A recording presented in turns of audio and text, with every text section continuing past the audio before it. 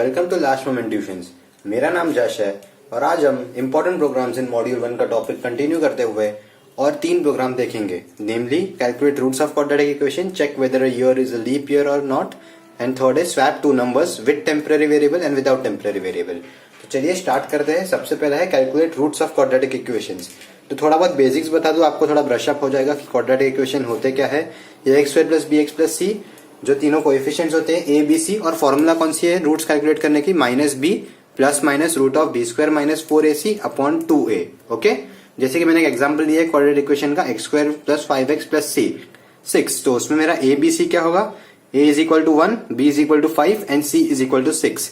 तो मेरा रूट्स क्या होगा, x1 और x2। x1 क्या होगा minus 5 plus root of b square minus 4ac upon 2a, और x2 क्या होगा minus 5 minus root of b square minus 4ac upon 2a। ये नॉर्मल मैथ्स है, थोड़ा ब्रशअप कर ले, बट इसको हम प्रोग्रामिंग लैंग्वेज में कैसे लिखेंगे। प्रोग्रामिंग लैंग्वेज में हमने अभी तक रूट्स कैसे निकालना उसका तो कॉन्सेप्ट जाना ही नहीं है। तो वो कॉन्सेप्ट के लिए हमें सबसे इंपॉर्टेंट फंक्शन है, दैट इज पावर फंक्शन। अब पावर फंक्शन क्या है, पावर फंक्शन एक हेडर मैथ डॉट एच में आता है, जैसे कि स्कैनएफ प्रिंटएफ या आपके stdio.h में आते हैं, वैसे जो पावर फंक्शन है वो आपका मैथ डॉट एच में आता है। अब पावर यानी क्या, मुझे सपोज निकालना है x रेज टू y, तो मैं उसको क्या लिखूंगा एज पावर x कॉमा वाई, that indicates x raise to y।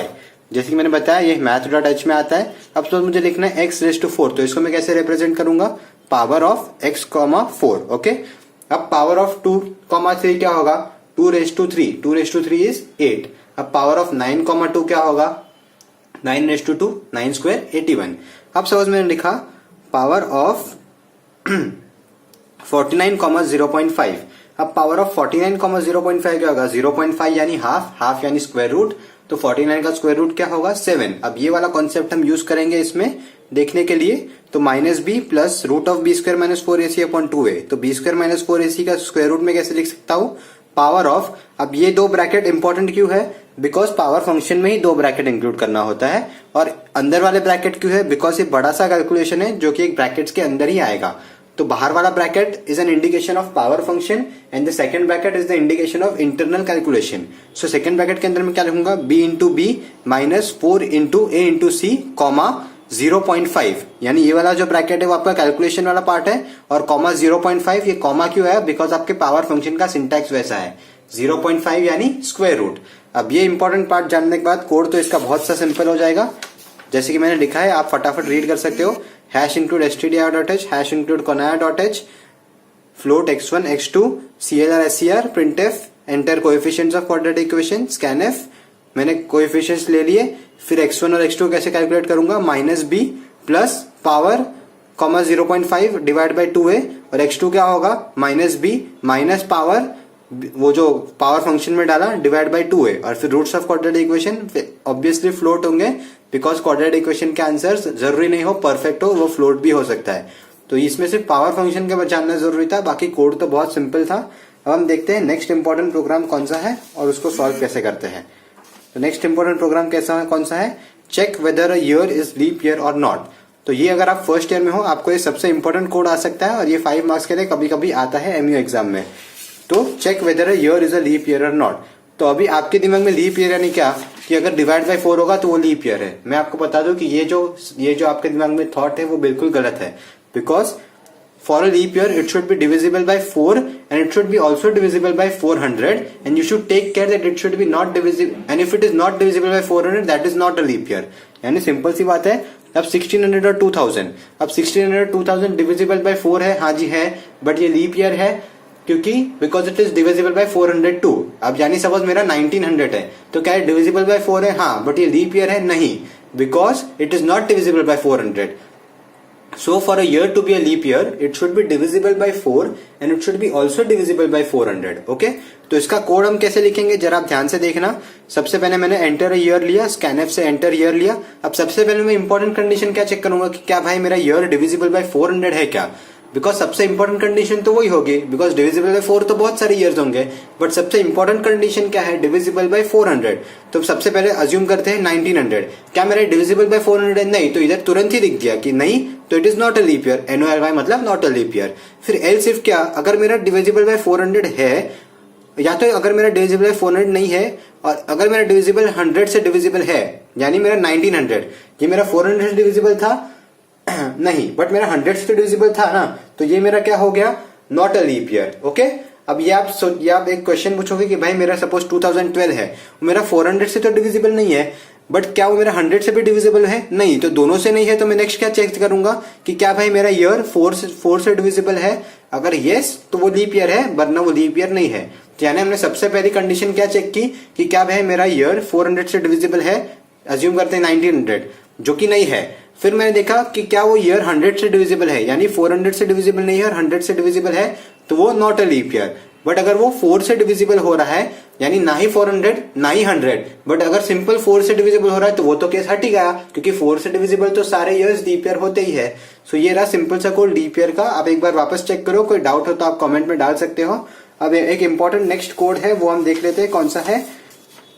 Swap two numbers, okay, with temporary variable and without temporary variable. सबसे पहले हम विथ टेम्पररी वेरिएबल का देख लेंगे। अब विथ टेम्पररी वेरिएबल यानी क्या, मेरे पास दो नंबर है, यानी मेरे पास दो कंटेनर्स है, container A and container B. अब मेरे कंटेनर ए में जो नंबर है वो है मेरा 10 और कंटेनर बी में जो मेरा नंबर है वो है 20। अब मुझे आफ्टर स्वैपिंग आंसर क्या चाहिए, कंटेनर ए में मुझे चाहिए 20 और कंटेनर बी में मुझे चाहिए 10। ओके, अब सी में आप डायरेक्टली नहीं कर सकते हो, एक का कंटेनर इधर डाल दिया, दूसरे कंटेनर इधर डाल दिया, वैसे नहीं कर सकते हो। तो here you need a temporary variable, यानी एक टेम्पररी जगह जहां पे हम एक नंबर स्टोर कर सके। बिकॉज अगर एक कंटेनर खाली होगा तो ही आप उस पर नंबर डाल सकोगे ना, तो खाली करने के लिए एक टेम्पररी वेरिएबल में स्टोर करना पड़ेगा। आप ऐसे वो नंबर को उड़ा तो नहीं सकते हो, बिकॉज उसका डेटा लॉस हो जाएगा। तो इसको हम एग्जाम्पल लेके समझाते हैं। सपोज मैंने एक टेम्पररी वेरिएबल लिया टी, अब टी इज इक्वल टू ए, यानी जो मेरा ए का कंटेनर था उसका वैल्यू मेरे टी में चला गया, तो मेरे टी में क्या वैल्यू हो गई, ए 10। ओके, ए की वैल्यू, अब मेरा ए खाली है तो उस पर मैं बी की वैल्यू डाल सकता हूं। बी की वैल्यू क्या थी मेरी, सॉरी, ओके, बिफोर स्वैपिंग ए, ओके, तो बी की वैल्यू क्या है 20। तो जो मेरा ए का कंटेनर है उसमें क्या आ गया 20। ओके, अब मेरा बी का कंटेनर खाली हो गया, अब बी में जो मैं टी का वैल्यू डालूंगा वो डाल दूंगा, तो बी इज इक्वल टू 10। तो हो गया ये स्वैप। बिकॉज हम एक कंटेनर से दूसरे कंटेनर में ऐसे ही नहीं डाल सकते, that's why we require a temporary variable. But इसका स्वैपिंग करने का एक और मेथड है जिसको हम बोलते हैं विदाउट टेम्पररी वेरिएबल। ये आपको इंटरव्यू क्वेश्चन से भी आ सकता है और आपको पेपर्स में भी आ सकता है कि भाई दो नंबर को स्वैप तो करो, बट ये टेम्पररी वेरिएबल से तो ईजी है, बट आप विदाउट टेम्पररी वेरिएबल कैसे करोगे। तो सपोज मैंने दो नंबर्स लिए, a is equal to and b is equal to 10, a is equal to 10, b is equal to 20। फिर मैं 3 स्टेप्स परफॉर्म करूंगा। ये आप सिंपल सा लॉजिक है, जैसे कि मैंने लिखा a is equal to a minus b, यानी a की वैल्यू क्या होगी 10 माइनस 20 which is equal to minus 10। फिर b is equal to a plus b. अब a की वैल्यू तो माइनस 10 है, तो b की वैल्यू क्या होगी 20, तो b की वैल्यू क्या होगी माइनस 10 प्लस 20, तो b की वैल्यू मेरी 10 हो गई। हाँ भाई मेरा b तो स्वैप हो गया, चलो सही। अब फिर नेक्स्ट क्या करूंगा मैं, a is equal to b minus a, यानी मेरी जो a की वैल्यू क्या थी माइनस 10, अब मेरा b की वैल्यू क्या है 10, तो मेरा a की वैल्यू क्या आ गई 10 minus of minus 10 which is equal to 20। तो मेरा a का वैल्यू 20 हो गया, b का वैल्यू 10 हो गया। तो ऐसे करने से मेरे दो वैल्यू स्वैप हो गए without the use of temporary variable.